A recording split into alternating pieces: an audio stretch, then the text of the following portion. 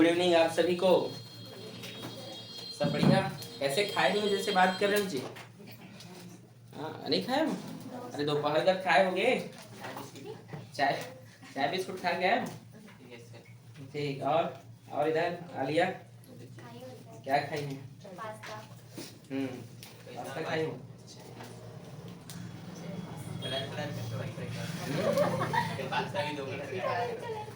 चलिए देखते हैं हम क्या पढ़ रहे थे। जी के मान में परिवर्तन देख रहे थे, आप सभी को पता है।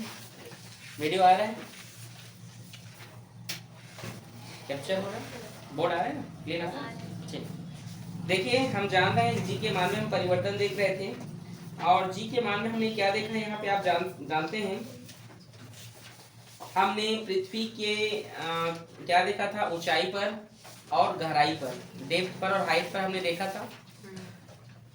देखिए यहाँ पर अगला है, यहाँ पे पृथ्वी की आकृति पर, शेप ऑफ द अर्थ, पृथ्वी की आकृति, पृथ्वी की आकृति।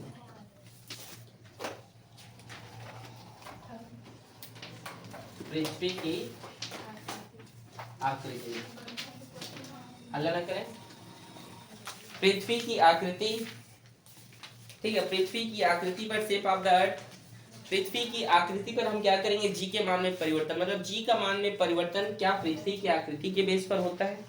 तो होता है। मोनिका बेटा, पृथ्वी का जो एक्चुअल हमारी पृथ्वी कैसी है, कोई बता सकता है? बताइए कोई, बोले जी।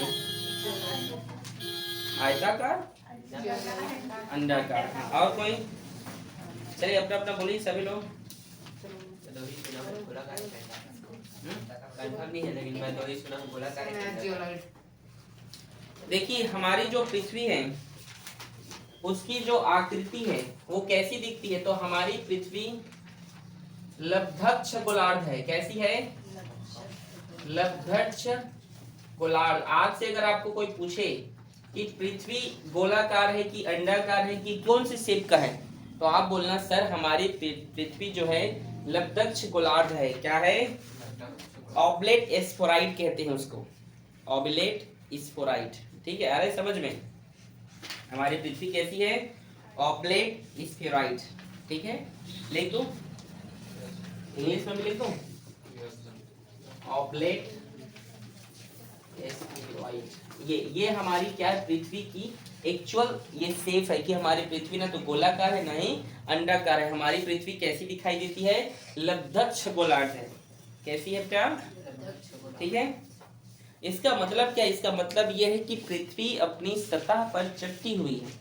क्या है? थोड़ा सा चपटी हुई है। मैं इसका यहाँ पे फिगर ड्रॉ करके आपको बता दूं।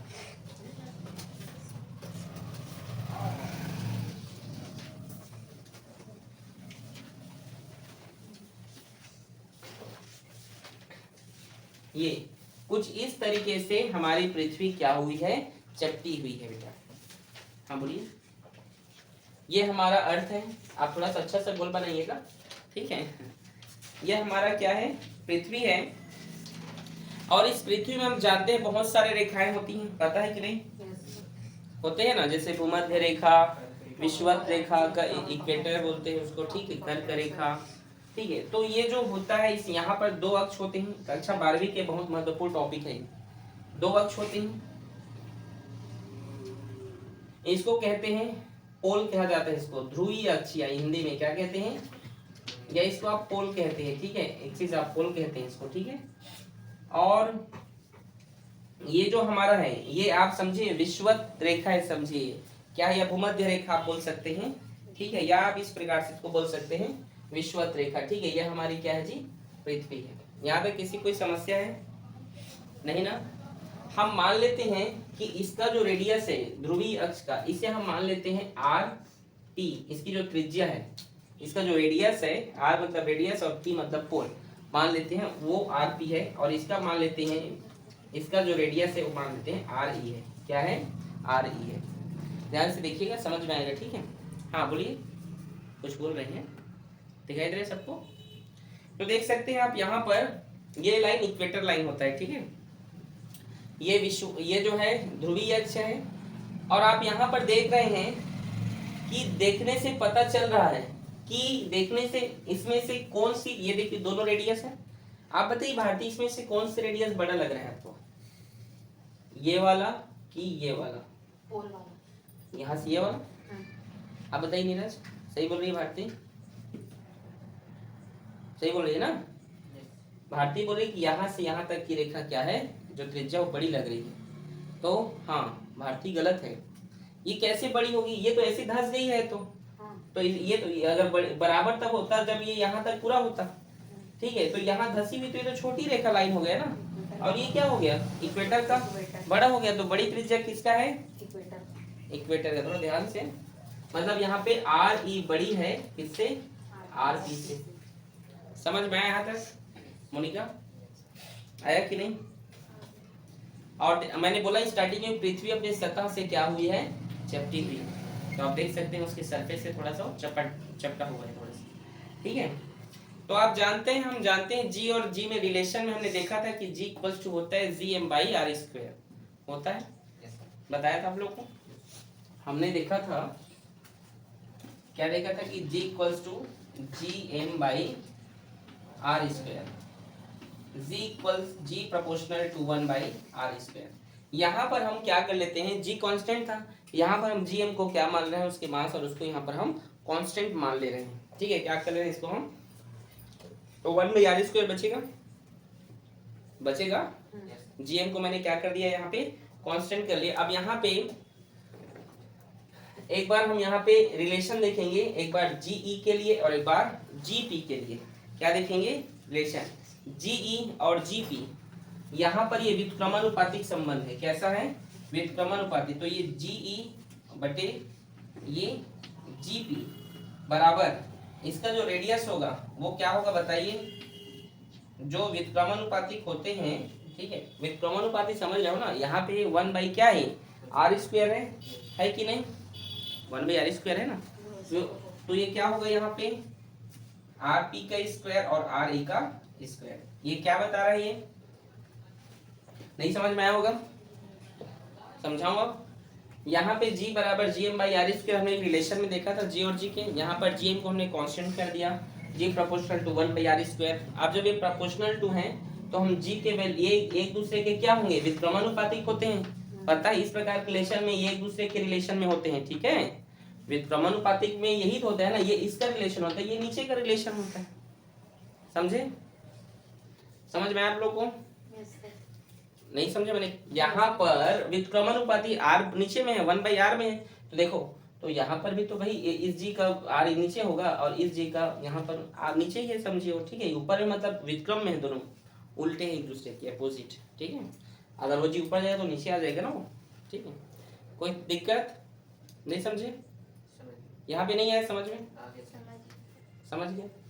अब आपने अभी देखा कि ई क्या है, ये जो ई है ये बड़ा है किससे, पोल से, इसका जो रेडियस है ई का वो पोल से बड़ा हुआ है, तो अगर ये हर बड़ा है, ये डेनोमीटर अगर बड़ा है तो इसके सामने में जो भी होगा वो बड़ा होगा कि नहीं, मतलब यहाँ पे आप क्या बोल सकते हैं, यहाँ पर आप बोल सकते हैं कि आर ई बड़ा है, किससे बड़ा है, ये आर पी से, ठीक है, तो यहाँ पे जी पी भी क्या हो जाएगा, बड़ा हो जाएगा किससे, जी ई से, समझे कि नहीं समझे,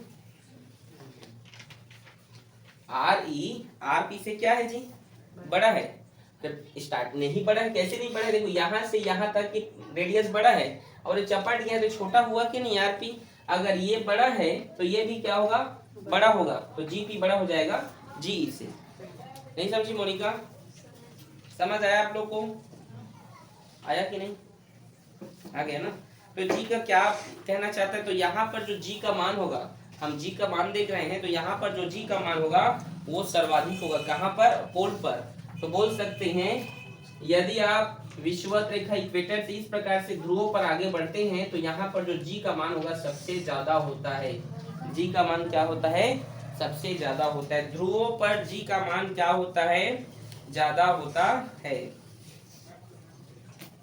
ठीक है, कोई दिक्कत, ध्रुवों पर, कहां पर, पोल्स पर गुरुत्वीय त्वरण, ठीक है, ग्रेविटेशनल एक्सप्रेशन का मान क्या होता है, सर्वाधिक होता है, याद रख लीजिएगा, ठीक है बेटा, और हमारी पृथ्वी गोलाकार नहीं है। आज के बाद याद रखना, हमारी पृथ्वी किस शेप की है? लक्षब्द गोलार्ध, लब्धक्ष गोलार्ध, ठीक है। इंग्लिश में कहते हैं उसको ऑब्लिक स्फेरॉइड, ठीक है। ओके, नोट करो इसको।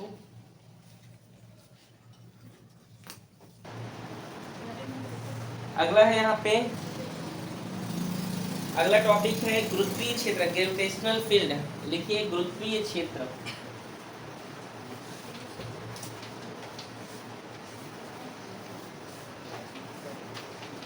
इसको इंग्लिश में कहते हैं ग्रेविटेशनल फील्ड। क्या कहते हैं? Gravitational field. गुरुत्वीय क्षेत्र क्या होता है? देखिए गुरुत्वीय क्षेत्र क्या होता है। गुरुत्वीय क्षेत्र हमारी पृथ्वी के आसपास का ऐसा क्षेत्र जहां तक क्या उसका क्या रहता है? प्रभाव रहता है। गुरुत्वीय क्षेत्र क्या है? गुरुत्वीय क्षेत्र एक ऐसा क्षेत्र जहां पर उसका क्या रहता है? उसका प्रभाव रहता है। गुरुत्वीय क्षेत्र मतलब उसके आकर्षण का प्रभाव रहता है। जैसे आपने चुंबक देखा है, चुंबक जैसे सपोज मानते हैं आप, चुंबक, ये चुंबक है, मान लीजिए क्या है? ये चुंबक है। चुंबक का ये क्या है? एक एरिया होगा, पर्टिकुलर होगा ना, जहां तक वो किसी भी वस्तु को अपनी ओर क्या कर लेता है? आकर्षित कर लेता है, अट्रैक्ट कर लेता है, तो वो उसका गुरुत्वीय उसका वो क्षेत्र होगा। तो ठीक पृथ्वी का भी एक अपना क्या होता है? ग्रेविटेशनल फील्ड होता है, जहां तक कि वस्तुओं को अपनी ओर क्या कर लेता है? आकर्षित कर लेता है। समझ में आया आप लोग? उसको गुरुत्वीय क्षेत्र कहते हैं। समझे कि नहीं? नहीं समझे? किसी पिंड के चारों ओर का वह क्षेत्र जहां तक क्या रहता है? वह पिंडों को अपनी ओर आकर्षित करता है, गुरुत्वीय क्षेत्र कहलाता है। किसी पिंड के चारों ओर का वह क्षेत्र जहां तक उसका क्या रहता है? प्रभाव रहता है, मतलब किसी वस्तु को अपनी ओर आकर्षित करता है, गुरुत्वीय क्षेत्र कहलाता है। समझ आया आप लोग को? जैसे आप लोग का एक एरिया होता है ना, आप लोग का भी अपना अपना एरिया होता है। हमारे एरिया में हमें तो बता, हाँ इसे बोलते हो नहीं, लड़ाई झगड़ा करते हो लड़के लोग और लड़कियां भी, क्यों जी? हाँ, गुरुत्वीय क्षेत्र की तीव्रता, इसी कॉन्सेप्ट पर हमारा गुरुत्वीय क्षेत्र की तीव्रता, intensity of gravitational field, intensity of gravitational field, गुरुत्वीय क्षेत्र की तीव्रता। इसके बाद देखते हैं गुरुत्वीय क्षेत्र की तीव्रता। गुरुत्वीय क्षेत्र समझे क्या है? मतलब किसी एक पिंड है, इस पिंड के चारों ओर का वह क्षेत्र जहां तक कि उसका प्रभाव रहता है, जो किसी वस्तु को अपनी ओर अट्रैक्ट कर लेता है, वो गुरुत्वीय क्षेत्र कहलाता है। गुरुत्वीय क्षेत्र की तीव्रता क्या है? इसे हम आई से रिप्रेजेंट करते हैं। किससे रिप्रेजेंट करते हैं? आई से रिप्रेजेंट करते हैं, ठीक है। इसका फॉर्मूला हम यहाँ पे लिख सकते हैं, आई बराबर Gm/r²। क्या होता है ये? तो चलिए समझिए, गुरुत्वीय क्षेत्र की तीव्रता क्या है। देखिए मान लीजिए ये क्या है? ये हमारी पृथ्वी है। क्या है ये? पृथ्वी। और ये इस पृथ्वी का रेडियस है। और मान लीजिए यहाँ पर कोई वस्तु है, एम पार्टिकल्स का एक वस्तु है, एकांक द्रव्यमान, ठीक है। मान लीजिए इकाई द्रव्यमान की यहाँ पर एक क्या है? वस्तु। ध्यान समझिएगा मैं क्या बोल रहा हूँ। गुरुत्वीय क्षेत्र की तीव्रता एक प्रकार का बल है, और आप बल का फॉर्मूला भी जानते हैं, F बराबर G(M)r²। तो गुरुत्वीय क्षेत्र की तीव्रता एक प्रकार का क्या है बेटा जी? बल है। लेकिन कैसा बल है? कैसा बल है? वो बल है, आई नो, फोर्स है एक प्रकार का, लेकिन किस प्रकार का फोर्स है? तो आप लोगों को मैं बताना चाहता हूँ। गुरुत्वीय क्षेत्र में रखा, ये हमारा ग्रेविटेशनल फील्ड है, गुरुत्वीय क्षेत्र में रखा एकांक, एक है ये एकांक द्रव्यमान की कोई वस्तु, एकांक और मास है, एकांक द्रव्यमान की वस्तु जितने बल का अनुभव करता है उसे हम गुरुत्वीय क्षेत्र की तीव्रता कहते हैं। रटना नहीं है, फिर से समझा रहा हूं, देखना बॉयज। गुरुत्वीय क्षेत्र में, कहा बेटा? गुरुत्वीय क्षेत्र में, गुरुत्वीय क्षेत्र के किसी बिंदु पर, ये गुरुत्वीय क्षेत्र है, गुरुत्वीय क्षेत्र के किसी बिंदु पर, बोलो मेरे साथ, गुरुत्वीय क्षेत्र के किसी बिंदु पर रखा एकांक द्रव्यमान की कोई वस्तु, रखी एकांक द्रव्यमान की वस्तु जितने बल का अनुभव करती है, जितने बल का क्या करती है? अनुभव करती है, उसे गुरुत्वीय क्षेत्र की तीव्रता कहते हैं। इसे आई से प्रदर्शित किया जाता है, और यह एक प्रकार की सदिश राशि, ये भी याद रखना, वेक्टर क्वांटिटी है, ठीक है। लिख लिए आप लोग, बोला उसको, लिख लिए ना। इसके बाद सीधा ये लिख लेना, ठीक है। और मैंने कहा गुरुत्वीय क्षेत्र तो y से रिप्रेजेंट करते हैं। m क्या है, m क्या यहाँ पर यूनिट है 1 है, तो gm/r² हो जाएगा, ठीक है। तो देखिए इसी बेस पर हमारा जो अगला टॉपिक है बेटा वो है गुरुत्वीय विभव, ग्रेविटेशनल पोटेंशियल। क्या है, गुरुत्वीय विभव। क्या होता है गुरुत्वीय विभव, देखिएगा डेफिनेशन को समझने का प्रयास कीजिएगा, ठीक है। गुरुत्वीय विभव समझ आ रहा है प्रदीप? गुरुत्वीय विभव क्या होता है बेटा? तो क्या हुआ, गुरुत्वीय विभव क्या होता है ध्यान से देखेंगे आप लोग। इसे हम v से रिप्रेजेंट करते हैं बेटा, v = -w/m। ये इसका क्या है, छोटा सा फॉर्मूला है। डेफिनेशन क्या होगा, देखिए ये गुरुत्वीय क्षेत्र है। क्या है ये, गुरुत्वीय क्षेत्र। देखिए डेफिनेशन क्या बोलोगे, यदि मान लो ये जो m है मास है, ये क्या है, यूनिट है, 1 है, ठीक है। तो ध्यान सुनिए ना, m द्रव्यमान की वस्तु को, ठीक है, ध्यान सुनिए, m द्रव्यमान की किसी वस्तु को अनंत से, m द्रव्यमान की किसी वस्तु को अनंत से चुंबकीय क्षेत्र के किसी बिंदु पर लाने में जो कार्य किया जाएगा, क्या किया जाएगा, जो कार्य किया जाएगा उसे हम क्या कहते हैं बताइए, गुरुत्वीय विभव कहा जाता है। एकांक द्रव्यमान के पिंड को, ध्यान सुनिए, एक इधर देखो, याद करने का तरीका, इधर एक है एकांक और ये मतलब द्रव्यमान। एकांक द्रव्यमान के पिंड को अनंत से, कहां से, गुरुत्वीय क्षेत्र के किसी बिंदु पर, पी मतलब पॉइंट, बिंदु, एकांक द्रव्यमान के किसी पिंड को अनंत से गुरुत्वीय क्षेत्र के किसी बिंदु पर लाने में वर्ग जो कार्य किया जाता है उसे गुरुत्वीय विभव कहते हैं। यहाँ पर ये जो माइनस चिन्ह है, अब यहाँ पर ये 1 हो गया तो v बराबर -w होगा। माइनस चिन्ह क्या बताता है, तो माइनस चिन्ह बताता है बेटा कि देखिए पृथ्वी क्या करती है, किसी भी वस्तु को लाना नहीं पड़ता, उसको ऑटोमेटिक वो खींच लेता है।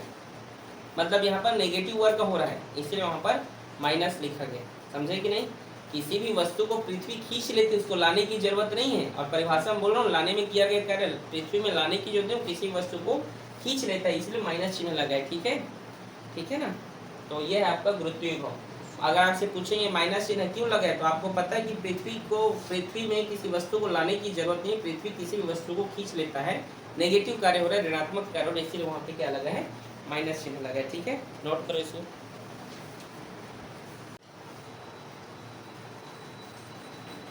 अगला हम यहाँ पर देखते हैं, किसी बिंदु पर हम विभव की गणना करेंगे। किसकी गणना करेंगे, गुरुत्वीय विभव की, ठीक है। बिंदु आकार का जो पिंड है, बिंदु आकार के पिंड के लिए गुरुत्वीय विभव की गणना करना है, ठीक है। या किसी बिंदु पर विभव की गणना, गुरुत्वीय विभव की गणना, किसकी गणना, गुरुत्वीय विभव की हम यहाँ पे गणना करेंगे, ठीक है। तो ध्यान से देखिएगा, शेड नीचे करके कर दिए हैं पूरा आप लोग। Expressions for gravitational potential at a point, ठीक है। हम लोग किसी बिंदु पर गुरुत्वीय विभव की यहाँ पर हम गणना करेंगे। तो मान लेते हैं एक बिंदु है O, ठीक है, O बिंदु है, यहाँ पे m द्रव्यमान का कोई पिंड रखा हुआ है। क्या रखा हुआ है, ये बिंदु O पर m द्रव्यमान का पिंड है, m मास का कोई ऑब्जेक्ट है, कहाँ पर, बिंदु O पर, पॉइंट O पर, समझे यहाँ तक। r दूरी पर, कहाँ पर जी, r दूरी पर, r डिस्टेंस पर एक बिंदु है, बिंदु P, जहां पर हमें क्या करना है, उसके गुरुत्वीय विभव की गणना करना है। समझ में आया, फिर से बोलूं, O बिंदु पर m द्रव्यमान का एक पिंड है, जो r दूरी पर एक बिंदु है P, जहां पर हमें गुरुत्वीय विभव की क्या करना है, गणना करना है। समझ में आया, ग्रेविटेशनल पोटेंशियल का हमें वहां पर कैलकुलेशन करना है। कोई दिक्कत यहाँ तक। O बिंदु से x दूरी पर O से x दूरी पर दो पॉइंट हैं, दो छोटे हम क्या लिए हैं, अल्पांश लिए हैं A और B। कितने डिस्टेंस पर, x डिस्टेंस पर, जहां सबसे पहले हम इन दोनों के बीच जो है, इनके दोनों के बीच हम कार्य की गणना करेंगे और इन दोनों के बीच की जो दूरी है वो dx है। ठीक है, B और A के बीच की दूरी क्या है, dx है। O से लेकर B तक की दूरी x है और O से लेकर P तक की दूरी r है। यहाँ तक कोई समस्या किसी को? एक बार फिर से बता रहा हूँ, O बिंदु जो यहाँ पर आप देख रहे हैं, वहां पर एक पार्टिकल है, m मास का, m द्रव्यमान का एक पिंड है, जो r दूरी पर एक बिंदु P पर हमें गुरुत्वीय विभव की क्या करना है, ग्रेविटेशनल पोटेंशियल की कैलकुलेशन करना है, गणना करना है। फिर O बिंदु से x दूरी पर एक बिंदु P है और एक बिंदु A है, जहां पर हमें उनके बीच की दूरी क्या है, dx है। तो सबसे पहले उन दोनों के बीच का हम कार्य की गणना करेंगे, फिर आगे हम कैलकुलेशन करेंगे। ठीक है, यहाँ तक किसी कोई समस्या? बोलिए। बिंदु O पर m द्रव्यमान का एक पिंड है, मैं फिर से बोल रहा हूँ, बिंदु O पर m द्रव्यमान का एक पिंड है, जो क्या है, r दूरी पर स्थित एक बिंदु P है, जहां पर गुरुत्वीय विभव की क्या करना है, गणना करना है। समझ में आया यहाँ तक आप सभी को? आया कि नहीं, बोलिए। आ गया। बिंदु B पर सबसे पहले हम गुरुत्वीय विभव की गणना करेंगे, गुरुत्वीय क्षेत्र की तीव्रता की। बिंदु B पर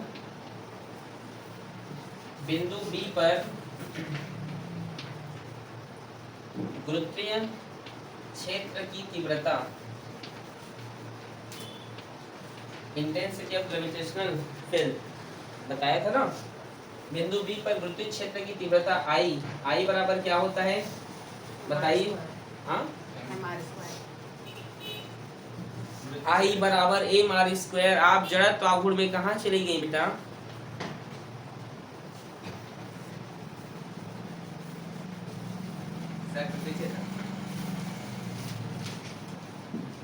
पढ़ाई कर लो। I बराबर Gm/r²। ठीक है, जहां पर जो है इस O से लेकर B तक की दूरी क्या है, x है, तो उसकी दूरी को x² लिखेंगे। ठीक है, चुंबकीय क्षेत्र गुरुत्वीय क्षेत्र की तीव्रता का सूत्र I बराबर Gm/r² होता है और इसकी दूरी क्या है, x है, तो इसलिए यहाँ पे x²। ओके। दूसरा बात, यहाँ पर जो बिंदु B है, बिंदु B को A तक लाने में किया गया कार्य, बिंदु B को, पॉइंट B को बिंदु A तक लाने में किया गया कार्य, तो यहाँ पर छोटा कार्य करना पड़ रहा है, तो छोटा कार्य करना पड़ रहा है, तो उसको हम क्या लिखेंगे, dw, क्योंकि d आगे लगा मतलब छोटा कार्य हो जाता है वो, अब सभी को पता होगा। तो कार्य बराबर क्या होता है, कोई बताएगा? इसको पता है, हाथ खड़े करें। हाँ बोलो। Force into displacement. और आपको पहले ही बताया गया था कि विद्युत क्षेत्र की तीव्रता एक प्रकार का बल है, गुरुत्वीय क्षेत्र। देखो, विद्युत क्षेत्र की तीव्रता क्या है, कक्षा 12वीं का पहला ही टॉपिक है, विद्युत क्षेत्र की तीव्रता और बहुत चुंबकीय क्षेत्र की तीव्रता। इसीलिए जो है मेरे मुंह से बार-बार जो है विद्युत और चुंबकीय निकल आ रहा है। ठीक है, तो आप लोग समझिए, ये है गुरुत्वीय क्षेत्र की तीव्रता एक प्रकार का फोर्स है। मैंने बताया ना, गुरुत्वीय क्षेत्र की तीव्रता एक प्रकार का क्या है, बल है। तो बल है, तो कैसा बल है वो, तो बल है एक प्रकार का, तो आई लिख सकते हैं उसको, बल को, क्योंकि हमें पता है गुरुत्वीय क्षेत्र की तीव्रता बल ही है, तो उसको बल को हम यहाँ पर F न लिखकर आई लिखेंगे। और B से A तक लाने में कितना डिस्प्लेसमेंट कितना हुआ है, कितना डिस्प्लेसमेंट हुआ है, देख के बताइए ना, फिगर दिख रहे हैं।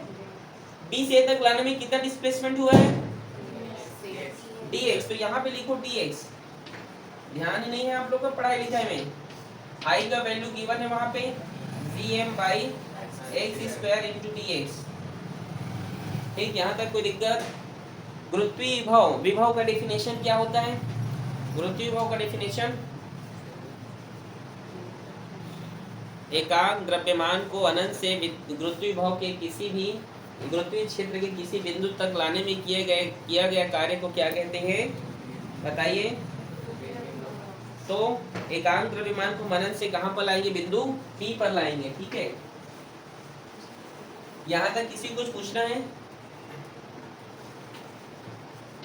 एकांक द्रव्यमान के पिन को अनंत से बिंदु P तक लाने में किया गया कार्य, तो बड़ा कार्य है वो, छोटे छोटे सभी कार्यों को हम जोड़ देंगे, ठीक है। तो W equals to integration dW, integration क्यों भाई? क्योंकि समाकलन करेंगे, सभी का जोड़ होता है समाकलन, और कहाँ से ला रहे हैं? अनंत से। तो लोअर लिमिट हमारा क्या होगा? इन्फिनिटी, और कहाँ तक ले जा रहे हैं? P तक, और P तक की दूरी क्या है? R, तो अपर लिमिट क्या होगा? R। समझ में आया? आया? आगे देखिए, W बराबर इंटीग्रेशन इन्फिनिटी, और ये होगा R।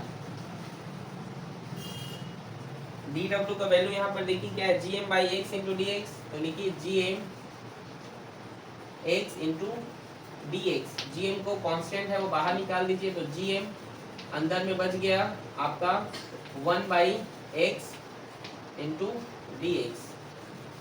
समझे? नहीं, ये तो एक्स स्क्वायर है, नहीं यहाँ पे ये एक्स स्क्वायर है, ठीक है। तो यहाँ क्या होगा? ये एक्स स्क्वायर, ये भी क्या होगा? X square. समझ में आया? यहाँ स्क्वायर को लिखना भूल गया था, यहाँ स्क्वायर है ना ये, ठीक है, ओके। इसको अगर मैं चाहूँ तो ऊपर में इसको इस तरीके से भी तो लिख सकता हूँ, x माइनस 2 करके लिख सकता हूँ। कैसे? कैसे बताइए? हाँ देखो, gm बाहर चला गया तो 1 बाई एक्स स्क्वायर बचा है, 1 बाई एक्स स्क्वायर को आप इन्वर्स कर दीजिए, x माइनस 2 लिख दीजिए। फॉर्मूला तो पता है ना आप लोगों को, ठीक है। अब यहाँ पर एक फॉर्मूला यूज हो रहा है, कौन सा फॉर्मूला बताइए? बताइए, कई बार लिखवाया हूँ उस फॉर्मूला को, यहाँ पे लिख रहा हूँ, ठीक है। एक फॉर्मूला आप जानते हैं, X N into D X बराबर क्या होता है? बोलो बोलिए, क्या होता है? बोलो, हाँ एक्स एक्स बोल रहे हो, बोलो ना। X N plus 1 by N plus 1, ये फॉर्मूला होता है ना? ये कई बार लिखवाया मैं फॉर्मूला को, ठीक है। तो ये फॉर्मूला अब यहाँ पर हम यूज करेंगे, ठीक है। तो देखिए x, तो यहाँ पर x लिख देते हैं, n की जगह क्या है? -2, तो -2, ठीक है। फॉर्मूला में +1 है तो +1, और नीचे क्या है? n की वैल्यू -2 +1, लिमिट है r, और ये infinity. w equals to gn -2 +1, -2 में 1 घटाएंगे तो कितना होगा? -1, और देखो -2 में +1 घटाओगे तो क्या होगा? -1। वो माइनस को यहाँ, ये नीचे में -1 बचेगा, तो नीचे में 1 का कोई मतलब नहीं है, उस माइनस को आप यहाँ पे कर लीजिए। ये देखिए यहाँ पे ले आया उसको, समझे? नीचे वाला माइनस यहाँ पे ले लिया, ठीक है। तो नीचे में 1 बचेगा, उसको कोई मतलब नहीं। तो यहाँ पे और क्या बचा? फिर यहाँ पे भी x की पावर -1 बचेगा, और x की पावर -1 को मैं 1 बाई एक्स तो लिख सकता हूँ, r बाई इंफिनिटी लिख सकता हूँ कि नहीं? नहीं समझ आ रहा है? नहीं आया? तो नहीं आया तो चुपचाप रहोगे तब बनेगा। इतना इजी चीज अगर आप लोगों को नहीं आ रहा है तो आप लोग बहुत पीछे हैं। या तो आप लोगों को साइंस लेना नहीं चाहिए था, और अगर ले डाले हो तो जोर जबरदस्ती से माँ बाप लेवा दिए तो लिए हो। तो माँ बाप बोले तो क्यों ले हो? आप अपनी इच्छा से लीजिए ना, अपने पेरेंट्स को बोलिए आप पढ़ोगे कि हम पढ़ेंगे करके। मैं सीधी बात करता हूँ बेटा, अगर आपको नहीं समझ में आया तो पढ़ने का कोई मतलब नहीं। फॉर्मूला अगर आपको याद है कैसे बनेगा? अब यहाँ पे आपको कहाँ पर समझ में नहीं आया बताओगे तब तो। चलो, कहाँ पे नहीं आया आप बताइए, कहाँ पे समझ में नहीं, आपको पूछ रहा हूँ, बोलिए। और इधर आपको स्टार्टिंग से ही समझ नहीं आया है, इधर आपको आ गया। सिर्फ आप जो अब आपको खुशबू 2 लोगों को समझ में नहीं आया, ये यहाँ से ही नहीं आया है आपको समझ में? आ गया सर, बस ये सेकंड लाइन से नीचे साइड का सेकंड। जी इनको बाहर लिख लिए, तो ये 1/x² बचेगा। 1/x² को आप माइनस x की पावर -2 भी तो लिख सकते हो ना, ठीक है।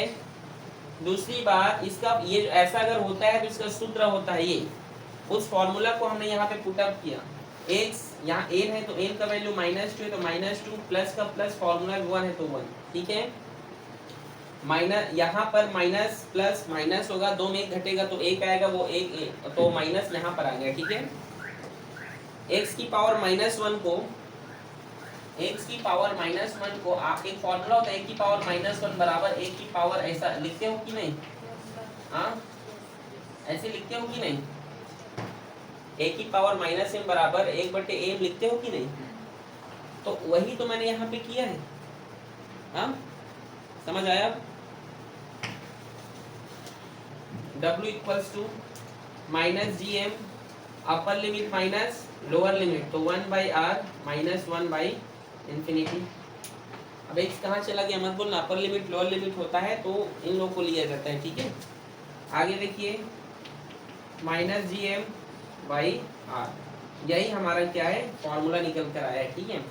मतलब यहाँ पे 1/∞ 0 होता है, याद रखना क्या होता है, 1/∞ 0 होता है, 1/r तो नीचे में r आ गया। यही आपका किसी बिंदु पर वृत्तीय बहुपद के लिए छोटा सा सूत्र है। बोलिए कठिन है? कठिन है क्या? आज के लिए बस इतना ही, ठीक है। और मिलते हैं नए चैप्टर के लिए। चैप्टर का नाम है उपग्रहों की गति, ठीक है। ये चैप्टर यहीं पर खत्म होता है, इसके बाद उपग्रहों की गति है। तो उपग्रहों की गति को हमें पढ़ना है। हमारा पृथ्वी एक प्रकार का ग्रह है कि उपग्रह है? उपग्रह है, ग्रह है। और हमारे जो पृथ्वी जो ग्रह है, इसका प्राकृतिक उपग्रह सैटेलाइट कौन सा है? मून, चांद, ठीक है। आ रहा है समझ में? तो हम उसके बारे में कल पढ़ेंगे, ठीक है। नोट करो।